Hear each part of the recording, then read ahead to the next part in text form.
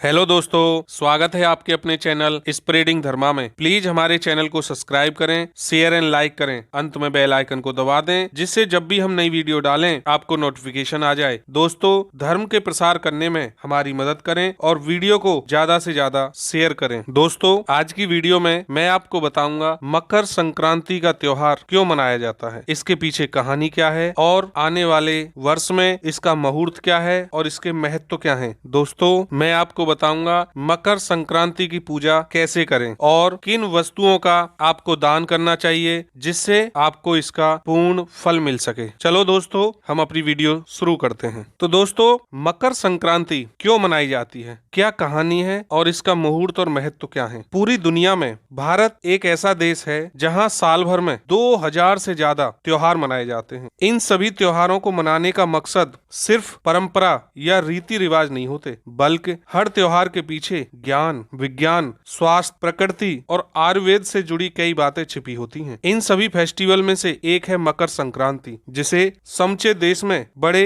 हर्षोल्लास के साथ मनाया जाता है। आमतौर पर इस त्योहार को जनवरी के महीने में मनाया जाता है और हर साल मकर संक्रांति का महापर्व जनवरी में मनाया जाता है। मकर संक्रांति भारत भर में हिंदुओं द्वारा मनाया जाने वाला एक प्रमुख उत्सव है। मकर संक्रांति की शुरुआत सर्दियों के अंत और लंबे दिनों का प्रतीक है। इस काल को उत्तरायण भी कहा जाता है और इसे बहुत ही शुभ माना जाता है। संक्रांति दूसरा प्रतीक फसल उत्सव भी होता है। फसल उत्सव धार्मिक और साथ ही मौसमी अनुष्ठान दोनों है और यह भगवान सूर्य देवता को समर्पित है और इस दिन सूर्य के मकर राशि में प्रवेश करता है। यह त्योहार मुख्य रूप से भारतीय उपमहाद्वीप में मनाया जाता है और यह दुनिया भर के भारतीयों और हिंदुओं द्वारा भी मनाया जाता है। देश में अलग अलग प्रांत के लोग इसे अलग अलग तरह से मानते हैं। उत्तर भारत में इसे मकर संक्रांति कहा जाता है, तो वहीं महाराष्ट्र, आंध्र प्रदेश, पश्चिम बंगाल, गोवा, कर्नाटक और तेलंगाना में पोष गीत क्रांति, मध्य भारत में सुकृत, असमियों द्वारा माघ बिहू और तमिलों द्वारा पोंगल भी कहा जाता है। मकर संक्रांति को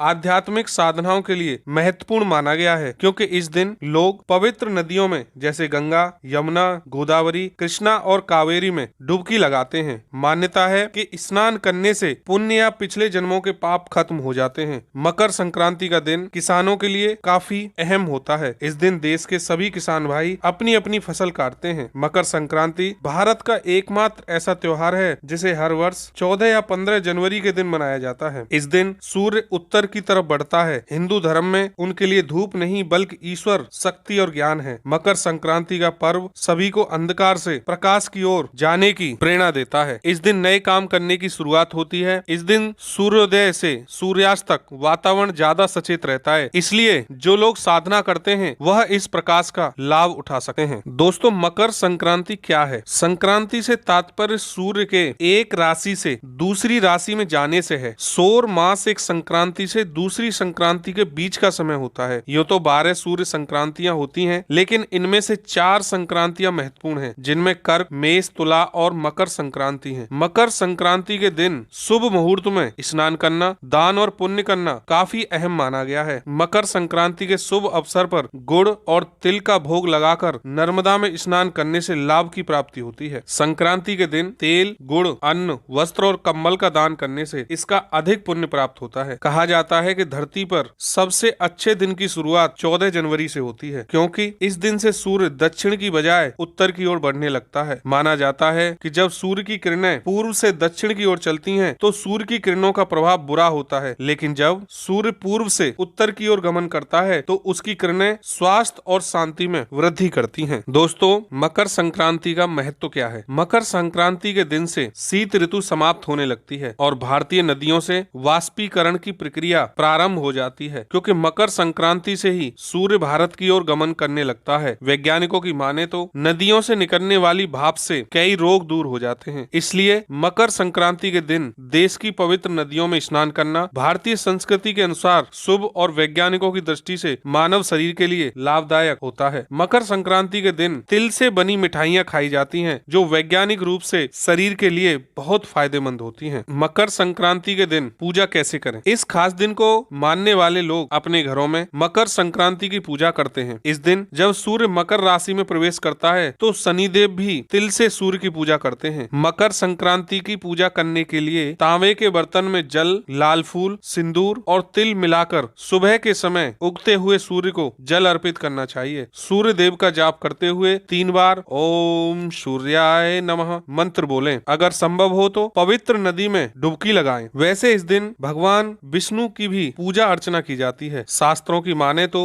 माघ मास में प्रतिदिन तिल से भगवान विष्णु की पूजा करने से सभी प्रकार के पापों से मुक्ति मिलती है और मोक्ष की प्राप्ति होती है। अगर आप रोजाना तिल से भगवान विष्णु की पूजा नहीं कर सकते हैं तो आपको मकर संक्रांति के दिन पूजा जरूर करनी चाहिए। घी का दीपक जलाएं और भगवान से प्रार्थना करें कि जाने अनजाने हमसे कोई भूल या पाप हो गया हो तो उन सभी से मुक्ति प्रदान करें। दोस्तों, मकर संक्रांति के दिन अगर आप ये इन 5 वस्तुओं का दान करते हैं तो आपकी हर मनोकामना पूर्ण होगी। पहला आपको दान जो करना है, तिल का दान करना है। इसका कारण क्या है? मकर संक्रांति के अवसर पर हर व्यक्ति को स्नान के बाद तिल का दान करना चाहिए। हो सके तो इस दिन आप काले तिल का दान करें। यदि काला तिल नहीं है तो सफेद तिल ही दान करें। ऐसा करने से सूर्य देव की कृपा से धन और धान्य बढ़ता है और शनि दोष भी दूर होते हैं। कहा जाता है जब सूर्य देव मकर संक्रांति पर शनि देव के घर पहुंचे तो शनि देव ने काले तिल से उनका स्वागत किया था। इसलिए दोस्तों, मकर संक्रांति के दिन हमें तिल का दान करना चाहिए। दूसरा दान है दोस्तों गुड़ का दान। मकर संक्रांति के दिन गुड़ का दान अवश्य करें। इस एक दान से आपके तीनों ग्रह सूर्य, गुरु और शनि के दोष दूर होते हैं। गुड़ को गुरु ग्रह से संबंधित मानते हैं। सूर्य को प्रबल करने के लिए भी गुड़ का दान होता है। मकर संक्रांति के दिन गुड़ और काले तिल से बने लड्डू का भी दान किया जाता है। कंबल का दान दोस्तों कर सकते हैं आप। मकर संक्रांति के अवसर पर पूजा के बाद गरीबों को कंबल और गर्म कपड़ों का दान अपनी क्षमता के अनुसार करना चाहिए। यदि आप ऐसा करते हैं तो आपकी कुंडली में राहु ग्रह से जुड़े दोष दूर होंगे और उसके सकारात्मक प्रभाव आपको देखने को मिलेंगे। चौथा दान आप कर सकते हैं दोस्तों काली उड़द, हरी मूंग और चावल की खिचड़ी का दान। मकर संक्रांति के दिन आप काली उड़द, हरी मूंग और चावल से बनी हुई खिचड़ी का दान करते हैं तो शनि, गुरु और बुध ग्रह से जुड़े दोष दूर होंगे। काली उड़द का संबंध शनि और हरी मूंग का संबंध बुध ग्रह से है। खिचड़ी में आप हल्दी का प्रयोग करते हैं जो गुरु ग्रह से संबंधित है। इन सभी ग्रहों के दोषों को दूर होने से आपका भाग्य प्रबल होता है और आपके कार्यों में सफलता प्राप्ति की संभावनाएं बढ़ जाती हैं। दोस्तों, 5वां दान है चावल का दान। मकर संक्रांति पर यदि आप चावल का दान करते हैं तो चावल चंद्रमा का प्रतीक है। इससे चंद्रमा मजबूत होते हैं और जीवन में सुख और समृद्धि बढ़ती है। चावल दान से चंद्र दोष भी दूर होते हैं। यदि आप मकर संक्रांति पर चावल, खिचड़ी, गुड़, काला तिल और कंबल का दान करते हैं तो सूर्य, शनि, बुध, गुरु, चंद्रमा और राहु ग्रह से जुड़े दोष दूर होंगे और भाग्य मजबूत होगा। इन वस्तुओं के अलावा आप अपनी राशि के अनुसार भी वस्तुओं का दान कर सकते हैं। जय श्री राम दोस्तों।